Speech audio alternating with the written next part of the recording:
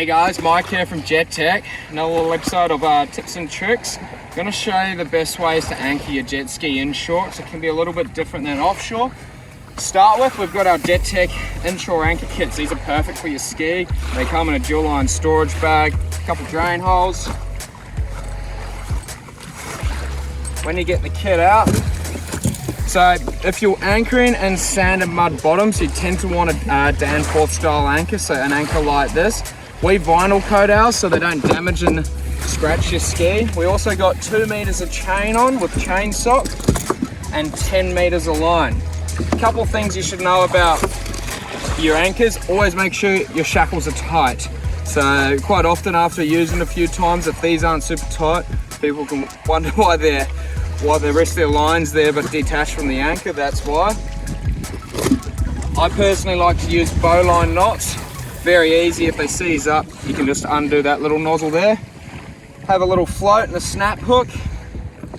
Most of the time when people are anchoring on shore, it's kind of like maybe 2 meters of depth or 1 meter, or they're bumping up just before the beach. There's a few different ways to do it. Some things to look out for. If tide's first one, so some places can be super tidal. If you bump up your ski on the beach now and tide's going out, you walk away from your ski, you come back an hour later, you're going to be beached, and it's going to be a pretty shitty time getting that off. Usually need 2 people can just get a ski off the beach, but really need 3 or 4. Also, if you're anchoring up, bumping your ski up on the beach, the hulls do wear out on skis. Yammies are a little bit worse than others to abrasion. Also, you can have rocks that are just sitting underneath the sand, etc. So you'd always just want to take caution if you are bumping it up onto the beach about what's just underneath, or if there's a lot of rocks mixed in with the sand and etc. And obviously what the tides are doing. Another thing, if the tide's coming up, your ski can be drifted off within half an hour too. So what you always want to do, just grab your anchor. This is the first thing a lot of people do. You'll walk up the beach, just walk up, get your anchor, wedge it in the sand. So you can either just snap this directly underneath your snap hook, so you go through. On this particular ski, we just loop it through itself and go like that. But you're gonna have some excess line here, or again, you just tie yourself a knot onto it. So that's one popular way that people do. Second way, this is kind of my preferred way. So I'll get this. If you're anchoring in the shallows, if I was going to be here for more than 15 minutes, so I quite often just go chuck that out. Again, you can just utilize the length of rope that you need and tie that on. Just do a couple hitch knots, and that'll be fine. Disregard this line here, guys. This is actually my anchor that lives in the ski. I anchor majority of the time offshore out in the surf and etc. So I permanently tie a bowline onto there, run my anchor line in. I got another tutorial on how to do that and how to retrieve your anchor offshore. But see, this is a really easy way. The current's currently going down the beach here, and the ski will go with it. Now, you want to make sure that obviously your line and your chain, you could throw it there, but it could start drifting out there. You want to make sure there's going to be no other vessels out there that it's going to bump into within the next few minutes. Also, your excess line,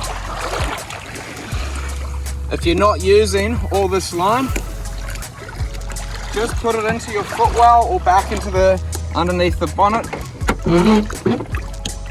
Here like this, because you don't want this just sitting out there, and some other wally comes along and runs over it and sucks it up his pump. Because your jet pumps on your skis, they are like a vacuum cleaner really. A general rule of thumb is, with anchoring, I kind of always break it down into 3 categories: daytime, nighttime, and storm anchoring. I'd say 99% of people with a jet ski isn't going to be doing anchoring in storms, but night and daytime.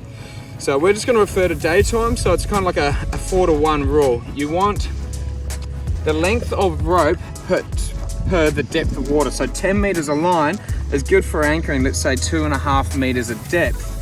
For your chain, you really want the length of your ski, but like I say, this is inshore anchoring.